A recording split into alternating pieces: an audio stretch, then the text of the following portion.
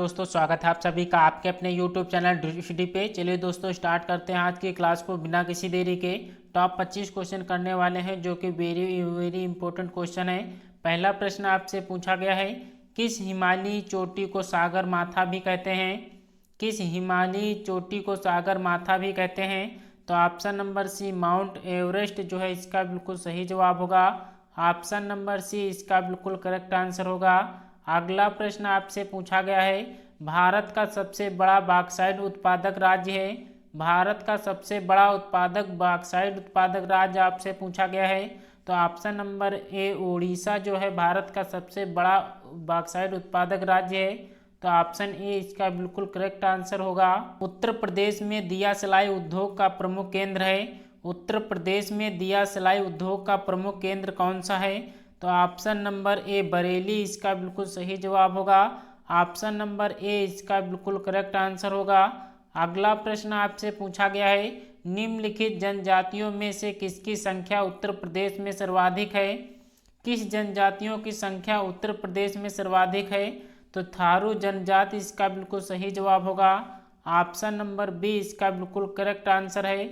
अगले प्रश्न का जवाब करना है, उत्तर प्रदेश में केंद्रीय विश्वविद्यालयों की संख्या है। उत्तर प्रदेश में केंद्रीय विश्वविद्यालयों की संख्या है। तो ऑप्शन नंबर सी 4 जो है केंद्रीय विश्वविद्यालयों की संख्या है। भारत के किस राज्य में प्रदेश राजमार्ग की लंबाई सर्वाधिक है? भारत के किस राज्य में प्रदेश राजमार्ग की लंबाई जो है सर्वाधिक है? तो ऑप्शन नंबर ए उत्तर प्रदेश इसका बिल्कुल सही जवाब होगा। रोजगार की दृष्टि से उत्तर प्रदेश का सबसे बड़ा उद्योग है। रोजगार की दृष्टि से उत्तर प्रदेश का सबसे बड़ा उद्योग कौन सा है? तो ऑप्शन नंबर बी हथकरघा उद्योग जो है इसका बिल्कुल सही जवाब होगा। भारत की किस नदी को वृद्ध गंगा कहा जाता है? भारत की किस नदी को वृद्ध गंगा कहा जाता है? कृष्णा को कहा जाता है, गोदावरी, कावेरी, नर्मदा।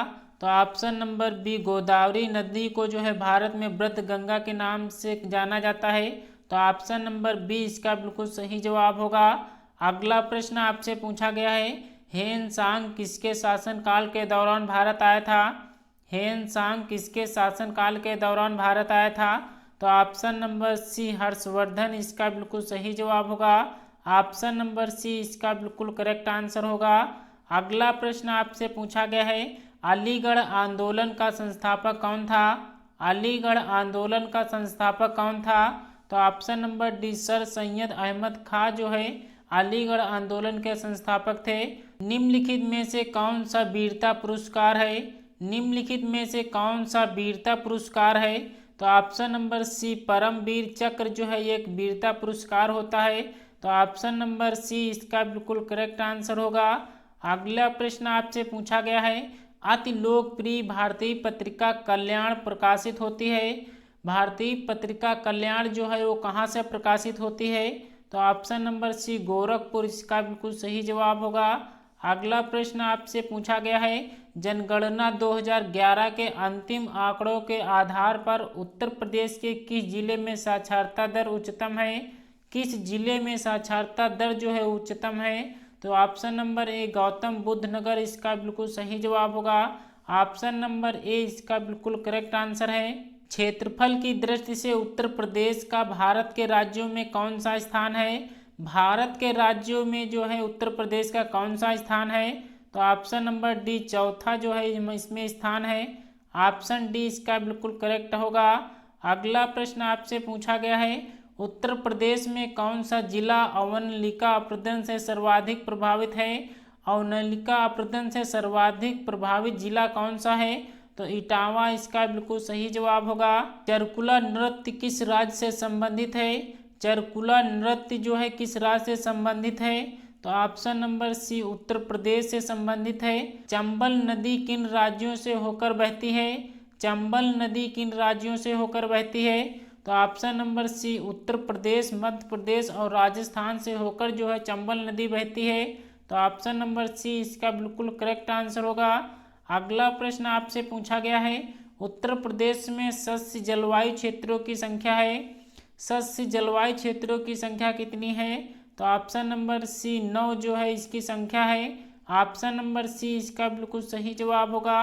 अगला प्रश्न आपसे पूछा गया है, ग्रीष्मकालीन ओलंपिक 2024 का आयोजन निम्न में से किस देश में किया जाएगा। 2024 का ग्रीष्मकालीन ओलंपिक खेल जो है कहाँ आयोजित किया जाएगा, तो फ्रांस जो है इसका बिल्कुल सही जवाब होगा। ग्रीष्मकालीन ओलंपिक 2024 का जो है गेम जो है वो फ्रांस में आयोजित होगा। तो ऑप्शन नंबर सी इसका बिल्कुल करेक्ट आंसर है। अगला प्रश्न आपसे पूछा गया है, नेपाली भाषा मुख्य रूप से किस राज्य में बोली जाती है। नेपाली भाषा मुख्य रूप से किस राज्य में बोली जाती है, तो ऑप्शन नंबर सी सिक्किम में बोली जाती है। अगला प्रश्न आपसे पूछा गया है, उत्तर प्रदेश का परीक्षा बांध किस नदी पर अवस्थित है। परीक्षा बांध किस नदी पर अवस्थित है, तो ऑप्शन नंबर ए बेतवा जो है इसका बिल्कुल सही जवाब होगा। परीक्षा बांध जो है वो बेतवा नदी पर अवस्थित है। अगला प्रश्न आपसे पूछा गया है, उत्तर प्रदेश की सबसे ऊंची पहाड़ियों सोनाकर कैमूर किन जिलों में स्थित है। सोनाकर और कैमूर किन जिलों में स्थित है ये पहाड़ियाँ आपसे पूछा गया है, तो ऑप्शन नंबर सी मिर्जापुर और सोनभद्र इसका बिल्कुल सही जवाब होगा। दोस्तों बिना किसी टाइम को वेस्ट किए हुए आपको सुपर फास्ट 25 क्वेश्चन का जो है क्लास हो रही है। तो वीडियो अच्छी लगी हो तो एक लाइक जरूर करना।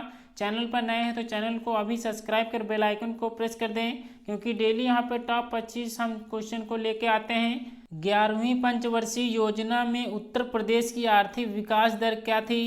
उत्तर प्रदेश की आर्थिक विकास दर क्या थी, तो 11वीं पंचवर्षीय योजना में जो उत्तर प्रदेश की आर्थिक विकास दर क्या थी, तो ऑप्शन नंबर सी 7% जो है इसकी विकास दर थी। ऑप्शन नंबर सी इसका बिल्कुल करेक्ट आंसर होगा।